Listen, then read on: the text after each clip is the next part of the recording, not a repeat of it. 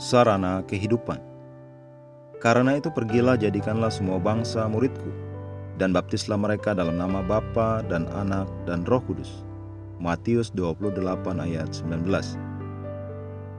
Ketika kita berbicara tentang kedatangan Tuhan kita yang sudah begitu dekat, ada yang bertanya, kalau begitu tidak perlu lagi aku untuk memulai bisnis atau pergi sekolah. Ketika orang menanyakan hal itu, sudah terbukti mereka tidak memahami sesuatu.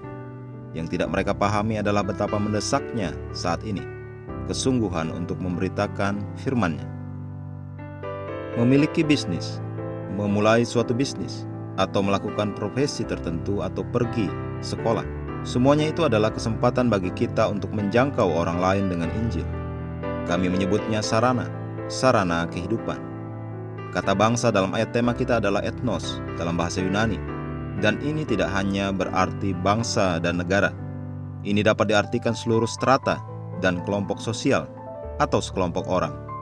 Dan ini dapat diperinci lagi ke dalam berbagai sistem kesukuan. Sebagai contoh, adanya kelompok atau golongan di tempat kerja, kelompok profesional, kelompok dalam lingkungan bertetangga, seluruh staf dalam organisasi tertentu, asosiasi insinyur, rukun warga, rukun tetangga, dan sebagainya. Jika engkau seorang pengacara dan tergabung dalam organisasi pengacara, itulah kelompok pengacara. Apakah engkau pelajar? Komunitas pelajarmu adalah kelompok. Semuanya ini jika kita mengikuti definisi dari ayat tema kita. Engkau menjadi penginjil di duniamu masing-masing. Sewaktu saya masih muda beberapa tahun lalu, saya ditantang untuk memenangkan teman sekolah saya bagi Kristus, dan saya melakukannya. Bahkan tidak hanya di sekolah saya, namun ke sekolah lain. Saya mengadakan acara dengan siswa lain. Saya mengabarkan Injil kepada kelompok anak muda, dan banyak dari mereka dibenangkan bagi Kristus. Haleluya!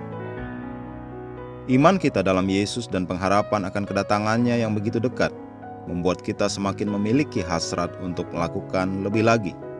Ini membuat kita semakin bertekad untuk melakukan hal-hal yang kita lakukan dengan cara yang lebih baik lagi, dan dalam terang yang lebih bercahaya. Dalam terang kedatangannya, kita semakin terarah dan terfokus, menggunakan semua kesempatan yang ada di kelompok kita untuk menjangkau lebih banyak orang dengan kesadaran betapa mendesaknya hal ini untuk dilakukan. Mari kita mengucapkan pengakuan.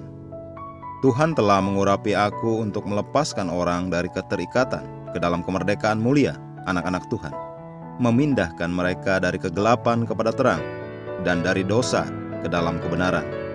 Di hari-hari terakhir ini, aku melakukan berbagai upaya bagi Tuhan, menegakkan kerajaan-Nya dan kebenaran-Nya di bumi dan di hati setiap manusia. Dalam nama Yesus. Amin.